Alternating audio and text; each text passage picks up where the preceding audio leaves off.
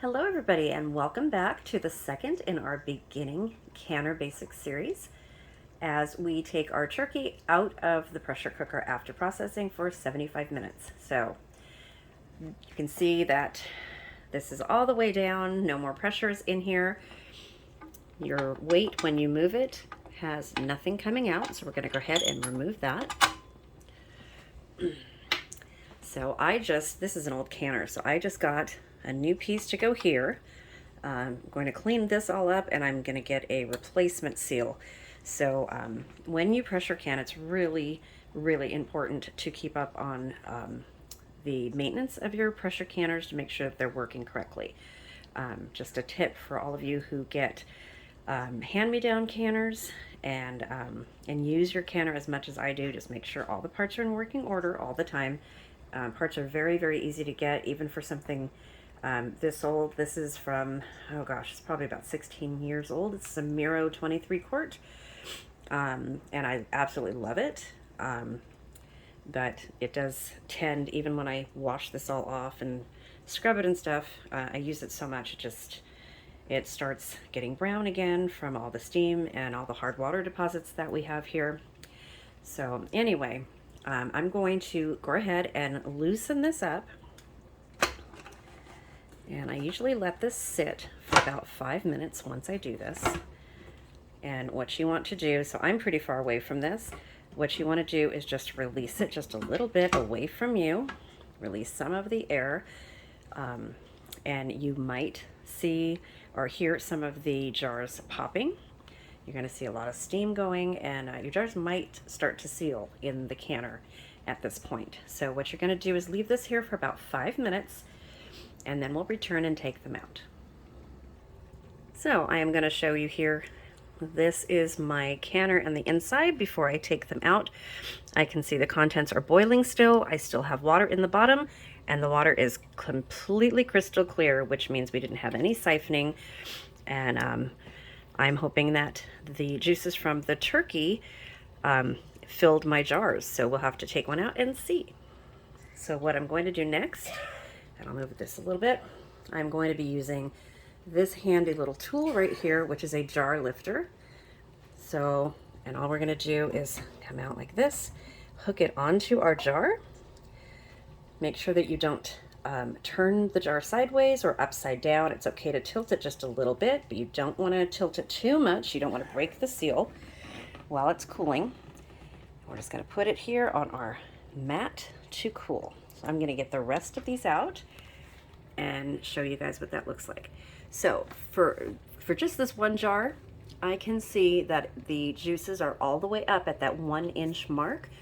So I'm really happy that I only put the headspace to 1.5 inches and not to 1 inch, because then I might have gotten some siphoning. So I'm going to get the rest of these out and I will show you what it looks like. Okay, so here all of the jars are out. You can see that they are still rapidly boiling. You want to leave them here on your cooling mat. Just leave them alone for at least 24 hours, where then you can remove the rings and check your seal. Now, right now, none of these are sealed, so all of the buttons are up. You will notice all of the buttons are up. Okay, you do not ever want to push on those buttons to make the seal go down. You want to let the jars do it on their own. If you push it down and it happens to not be a lid that's going to seal, you're going to get a failed or a failed seal, a false seal. And you're not going to know that that jar was not good, because if one of your jars don't seal at this point, after 24 hours, you can put them in the refrigerator, you can put them in the freezer, and they're still usable. But you do absolutely want to know if your food is not going to be good, and you want to know if you have a good seal on your jars. So I'm hoping to hear some popping here while I'm showing you guys this boiling, but they all look really good. It doesn't look like I had a lot of sticking on the side of the jars, which looks really good. All of the jars seem to be on there pretty well. I didn't over tighten them. I'm really happy about the headspace, really happy. And I'm happy that we have so much juice in these jars. This turkey's going to be absolutely delicious, you guys. So I'm gonna wait a second and wait for one of the jars to start popping, and then I will bring you back. Okay, they have not started popping yet. It's only been a couple seconds or a couple minutes since I put you guys on hold there. So one thing I want to have you guys look at is that none of the jars are siphoning. Even though they're boiling like this, I didn't tilt any of them. So when you take your jars out, if they're boiling like this, leave them alone. It's perfectly normal. They all look really good. Okay, so while we're waiting for these to start sealing, and it looks like a couple of them are gonna pull down in just a second, I wanna let you guys know what you do after the 24 hours are up. So if your jars are all sealed, and the way you do that is by taking the ring off and lifting the jar just about an inch from the mat, by the ring or the rim, where you pull, you just hold it from the seal. If you can lift it from the seal, the whole jar, about an inch off the mat, then your jar has a good seal. So what you want to do after that is wash your jars and store them without the rings in your pantry. So the reason we store without the rings is because if you have a ring on, and for any reason, these seals should decide that they're just going to give up and not seal. The seal's not strong enough, something happened in the jar, too much air, whatever it is, and they give up the seal. If you have a ring on, you're not going to know that that has happened. So what will happen, and I have a whole video on this, what will happen is you'll get a false seal, and the ring, the lid will actually pop up like you see it here, but it will also still be attached to the rim of the jar. So it'll look like it's still sealed. You'll be able to pick it up from the lid. However, it won't be sealed because that button is up and it's telling you that something's wrong. More times than not, a seal will unseal for whatever reason and just lift off. There go the jars. It will just pop off just a little bit, just lift off the rim, and the food inside will go bad. So you'll know that something is wrong in your pantry or in your storage or whatever, and hopefully you'll catch it right away. Sorry for the notifications, you guys. I forgot to put it on airplane mode. Hopefully you'll catch that right away. But if you have that ring on there and for whatever reason it fails, you're not gonna know. So go and watch that video. I explain it much better than I'm explaining it right now.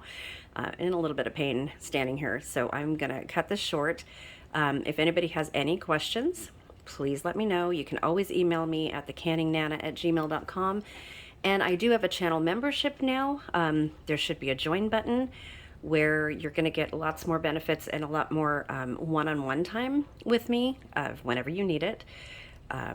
Be certain hours during the week that you can reach me, and because I want to make myself a little bit more accessible to you guys than I am right now. So there'll be more in a separate video about channel membership. I just added it actually last month before I went to Oregon, but I didn't announce it because I really wasn't ready. So now I got all the benefits and things going, and I'll talk about that more probably in a couple days. So we have had 3, looks like 4 jars so far seal. Oh, that one's up. Well, let's see. This one is up still. That one, oh, now it's down. Let's see. That one is still up. So they might expand a little bit here and there, especially with my weather here. It's been really foggy. There it goes. Now they're all sealed. And humidity wise and cool and then hot, and it's just been crazy.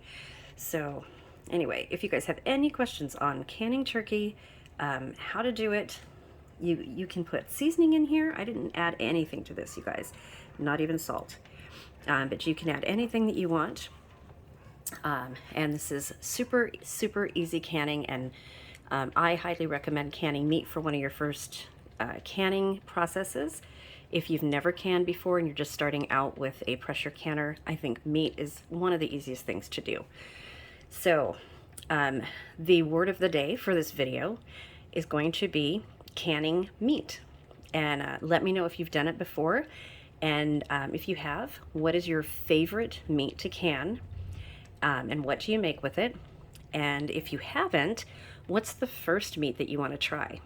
So if you haven't yet pressure canned and you have a pressure canner, which I hear from so many of you guys, that you're afraid to use your pressure canners. That's why I'm doing this series. Trust the process, you guys. There's step-by-step instructions in the ball book, in the USDA canning guide, and my YouTube videos, others' YouTube videos. Just make sure that everybody that you're watching follows the guidelines for safety. You know, once you're comfortable with that, then in a few years you can experiment a little bit on your own, but you need to be sure of what you're doing because you are feeding your family, and first and foremost, you want to adhere to safety guidelines. It's really, really important. So don't be afraid to use your pressure canner. Follow instructions, follow the step-by-step guides, and you won't have any problems. And like I said, this is one of the easiest things to do because you don't have to prepare anything first. You just have to cut up the meat, put it in a jar, put the lid and the ring on, and get it in your pressure canner. There's just certain steps you need to follow before you do that, and you need to know how to can for the correct processing time and at the correct pounds, so for your altitude. So with that said, please comment in the section below the word of the day, and email me at thecanningnana@gmail.com with any questions. And check out my membership, you guys, and see if it interests you. And if it does, I would love to have you part of my team. So I will see you guys soon. More videos to come, including a Thrive Life unboxing. See you guys soon. Bye-bye.